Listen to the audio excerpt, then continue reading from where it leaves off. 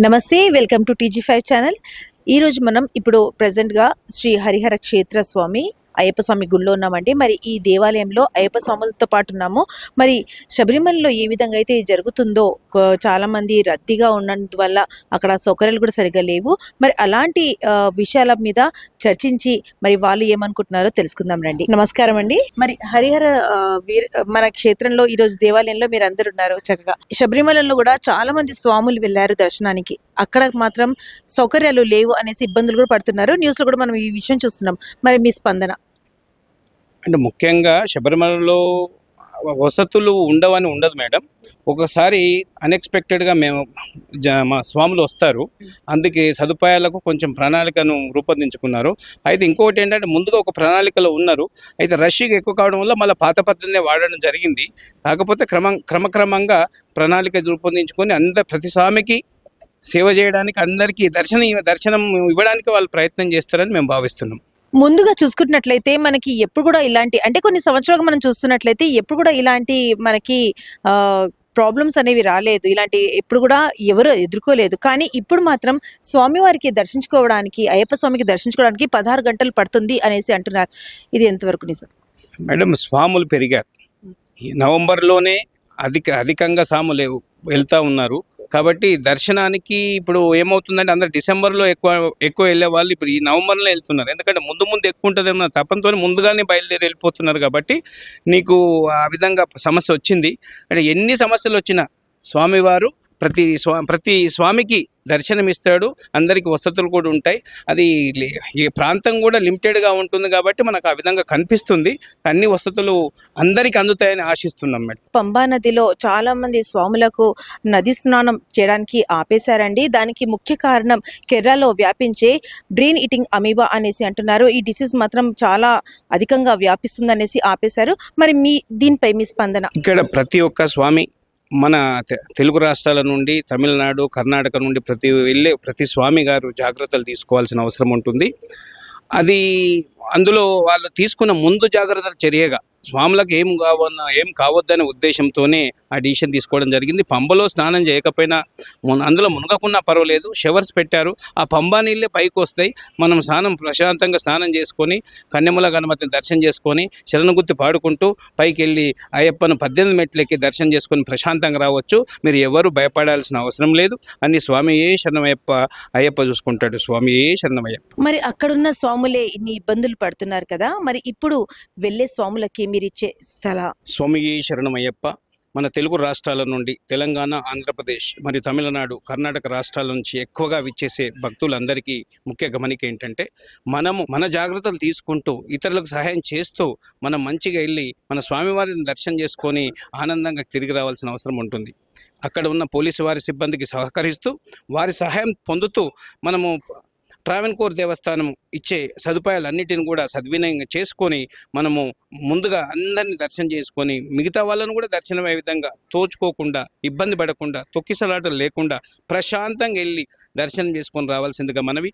12 గంటలు కానీ 16 గంటలు కానీ అది కొన్ని మెయింటెనెన్స్ చేయడంలో వాళ్ళు ఆ విధంగా ఏర్పాటు చేస్తూ ఉంటారు. కాబట్టి మీరు వాళ్ళు పోలీస్ సహకారం డిపార్ట్మెంటు సౌజన్యంతో మన 2 రాష్ట్ర ముఖ్యమంత్రులు కూడా చర్య తీసుకొని మనకు కావాల్సిన ప్రత్యేక రైళ్లను ఏర్పాటు చేసి ట్రాన్స్పోర్ట్ సదుపాయాన్ని కల్పించి అక్కడ కూడా మనం వచ్చే తెలుగు భక్తులకు సహకారాలు అందించాలనేవి మనవి చేస్తున్నాం. ఈ మన రాష్ట్రాల నుండి, తెలుగు రాష్ట్రాల నుండి బయలుదేరే భక్తులు మీరు మీ కావలసిన సౌకర్యాలను మీరు ఏర్పాటు చేసుకొని మీరు ముందే ఆన్లైన్లో టికెట్ బుక్ చేసుకొని మీ స్లాట్ ప్రకారం మీరు దర్శనం చేసుకోవాల్సిన అవసరం ఉంటుంది. స్లాట్ లేకుండా ఏం కాదులని పోవడం, ఒకరోజు స్లాట్ ఉంటే ఇంకో రోజు పోవడం, అలా కాకుండా వాళ్ళు పోయి పోలీసు వాళ్ళకు మామూలు వాళ్ళతో ఆర్గ్యుమెంట్ చేసుకోవడం, ఇవన్నీ కావు. మనం ఎవరికి వారు ఆ ప్రతి స్వామి తన పరిధిలో స్వామియే శరణమయ్యప్ప అని శరణాలు చెప్తూ ముందుకు వెళ్తుంటే మనం ప్రత్యేకంగా సదుపాయాలు అవసరం లేదు. స్వామివారు అన్నీ చూసుకుంటారు. కాబట్టి మీరు జాగ్రత్తలు తీసుకోండి, మీ మెడిసిన్ తీసుకోండి. వాళ్ళు పోలీసు వారు, ఆ ప్రభుత్వము, తర్వాత ట్రావెన్కోర్ దేవస్థానం వారు తీసుకునే జాగ్రత్తలు, సలహాలు ఏవైతే ఉన్నాయో అది కూడా తప్పకుండా పాటించండి.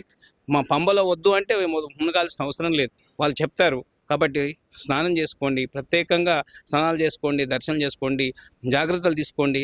చిన్న కన్యాస్వాములు కొత్త వాళ్ళు ఉంటారు, వాళ్ళకి సహాయం చేయండి.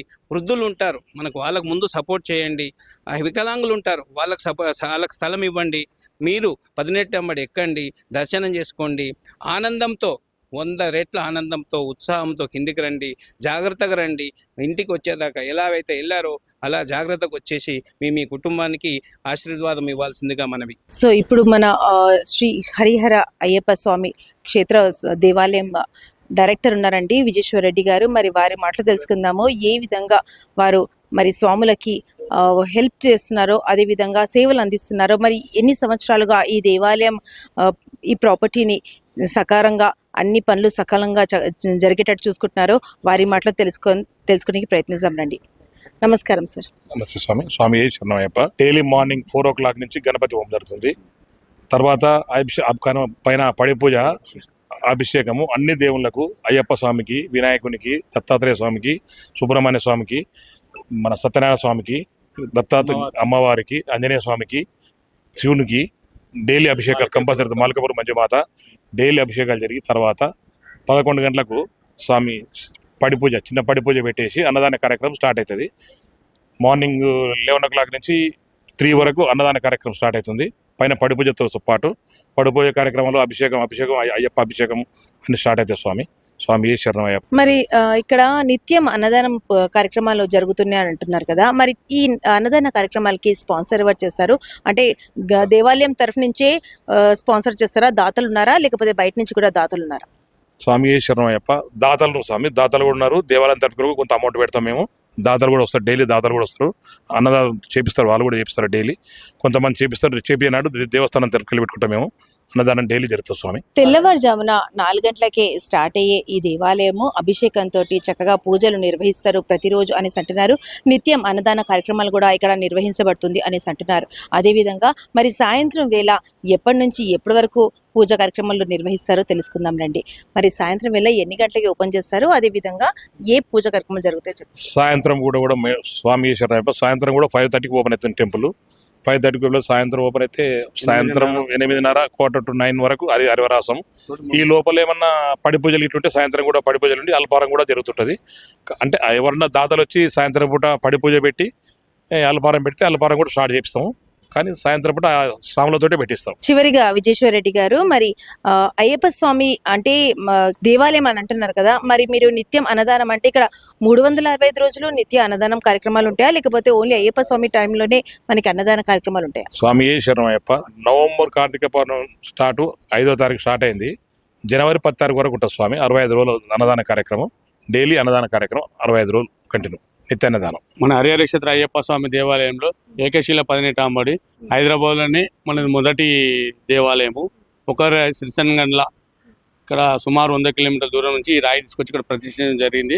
జగద్గురు విద్యారణ్య భారతి స్వామీజీ కరకమల్చి ఈ రాయి ప్రతిష్ఠించడం జరిగింది. ఈ దేవాలయ వ్యవస్థాపకులు వంగ మధుసూదన్ రెడ్డి గారు. ఆయన ఈ దేవాలయంకి ఎంతో శ్రమించి ఈ రూపంలో తీసుకొచ్చారు. దేవాలయం గత 14 సంవత్సరాల నుండి స్వామివారు వ్యవస్థాపక చైర్మన్ వంగ మధుసూదన్ రెడ్డి ఆధ్వర్యంలో ఈ అంతా ఆలయ ధర్మకర్తలు కానీ, కార్యకర్తలు కానీ, భక్తుల సహాయ సహకారాలతోటి ఈ దేవాలయం నడుస్తుందమ్మా. ఉదయం 11 గంటలకు పడి పూజ స్టార్ట్ అయ్యి రోజు దాతలు ఉంటారు. లేని రోజు మన దేవాలయం నుంచి స్పాన్సర్ చేస్తామమ్మా. భక్తుల సహాయం బియ్యం కానీ, పప్పులు కానీ, వస్తు రూపాయి కానీ, ధన రూపాయి కానీ అన్ని భక్తులు సమకూరుస్తారు.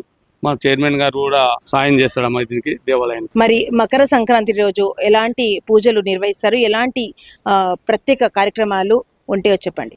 స్వామి శరణమయ్యప్ప. మకర సంక్రాంతి రోజు శబరిమలలో ఎలాగైతే జ్యోతి దర్శనం ఉంటుందో ఇక్కడ కూడా అలాగే జ్యోతి దర్శనం ఉంటుంది. ఈవినింగ్ 6 సేమ్ అదే టైంకు ఇక్కడ కూడా జ్యోతి దర్శనం ఇస్తారు. జ్యోతి దర్శనం అంటున్నాం కదా, మరి అక్కడ దివ్య దర్శనం జరుగుతుంది మనకి. మరి ఇక్కడ ఏ విధంగా జ్యోతి దర్శనం అంటే అయ్యప్ప స్వామికి ఏ విధంగా పూజా కార్యక్రమం జరిపి దివ్య దర్శనం ఇస్తారు చెప్పండి. అయ్యప్ప స్వామికి హారతి చేసి అదే పెద్ద హారతిని జ్యోతి దర్శనంగా చూపిస్తాం. ఆ రోజు ఏదైనా స్పెషల్ కార్యక్రమం ఉంటుందా? అంటే ఉంటది, పడి పూజ ఉంటది ఆ రోజు. పడి పూజ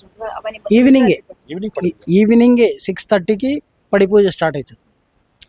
మళ్ళా పుష్పాలంకరణ పుష్పాభిషేకం ఉంటుంది. నెయ్యి అభిషేకం ఉంటుంది. ఉదయం 6 గంటల 6 గంటల నుంచి మార్నింగ్ నుంచి నెయ్యి అభిషేకం 12:30 వరకు ఉంటుంది. ఆ తర్వాత ఈవినింగ్ పుష్పాభిషేకం, హారతి, జ్యోతి దర్శనం ఉంటుంది. మరి చూస్తున్నారు కదండి, శ్రీ హరిహర క్షేత్ర అయ్యప్ప స్వామి దేవాలయంలో మకర సంక్రాంతి రోజు ప్రత్యేకంగా మార్నింగ్ ఉదయం 6 గంటల నుంచే మనకి సేవా కార్యక్రమాలు మొదలవుతాయి అనేసి అంటున్నారు. అదేవిధంగా నెయ్యి అభిషేకము, దాని తర్వాత పుష్పాలంకరణ, దాని తర్వాత దివ్య దర్శనము, దివ్య జ్యోతి దర్శనము అవన్నీ జరుగుతాయి అనేసి అంటున్నారు.